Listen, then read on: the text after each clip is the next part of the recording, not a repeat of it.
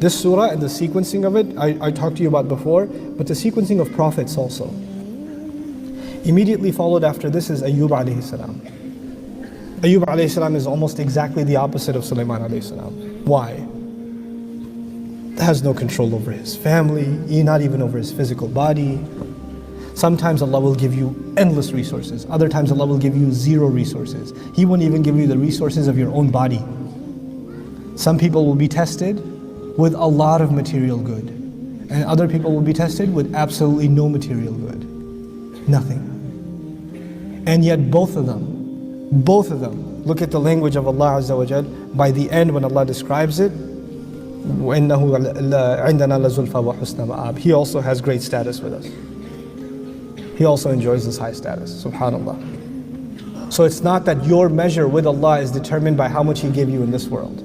Because you might get confused if you only study the story of Sulaiman. You say, well, if Allah really wanted me to do good, He would have given me a lot of good resources. And that's how I know Allah likes me. Well, no, He loves Ayyub too. So Allah gives tests, sometimes with good, and sometimes with harm.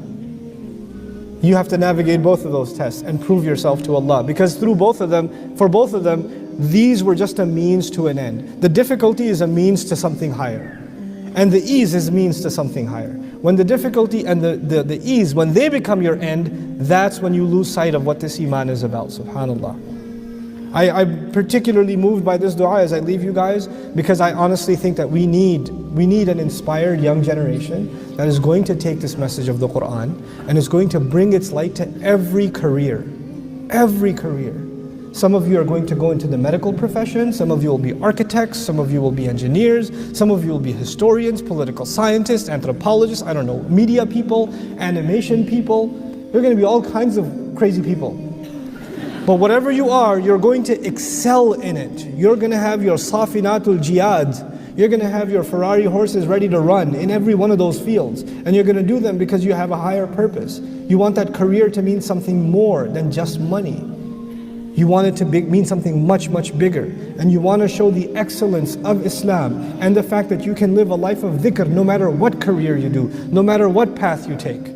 You will still live a life of dhikr. And you will not forget Allah Azza wa Jalla. And you will exhaust your resources until they depart into the sunset, and still you'll want to give more and more and more.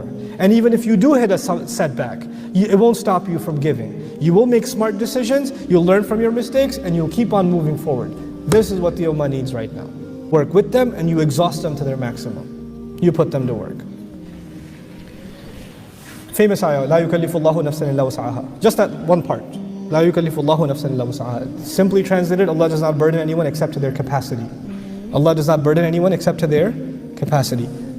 Except, the problem linguistically is that would have been if the ayah was لا يكلف الله نفسا إلا بوسعها. If the ba was there, I would have no problem translating Allah does not burden a person except to their capacity. By removing the ba, what Allah did is a kind of tawassu', which means something drastically different and powerful. What it means then is Allah does not test or does not burden a person except with their own potential. Listen to what I'm saying again. Allah does not burden a person except with their own what? Potential. Wait a second. That means I got an 80 on a test, but I had the potential to get 100. Allah will ask me what? How come you didn't go for the 100? Just because you were good, it was good enough to get by. Mediocrity, you were just getting by and that was good enough. No, Allah will test you with your excellence, with the maximum potential you have. You and I will have to constantly ask ourselves, what more could I accomplish? What more could I accomplish? What more could I accomplish? And the only thing you're going to have to fear is your own, your delusional fear that you're not capable.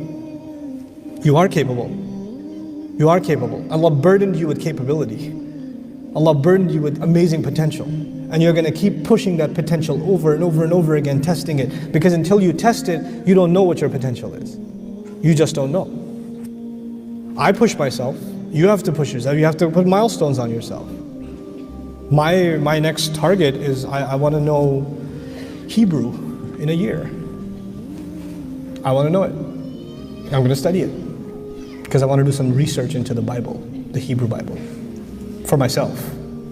I mean, I could just go ask a rabbi, but I want to sit with the rabbi, show him the verse in the Hebrew Bible and say, hey, translate this, because I got my own translation. What you got? You know? I don't know if I can do it, but I'm going to push my potential. Set goals for yourself and push yourself. Not luxuriously, hard goals for yourself. You know? In your spiritual life, memorizing Quran, in your prayer, in your dietary habits, everything. You have to excel in everything. Muslims have to excel in everything. Sulaiman alayhi salam could not be doing what he does if he wasn't in great shape. If he was eating rice and oily food all day, he would not be taking care of battle horses. If he wasn't doing exercise and staying fit, you don't do what he does. You don't do what the prophets do if they're not in great shape. Physically, spiritually, intellectually, we have to push ourselves on every front. That's part of what Allah expects from us. That's what I want to see in this generation, inshallah ta'ala. There's people that just, other human beings look at them and say, wow, they're good at everything. These guys are just good at everything. I want to be like them. May Allah Azza wa Jal inspire all of us to excel in everything that we do based on His beautiful book. May Allah Azza wa Jal continue to grow us in our love and admiration and our understanding of this book.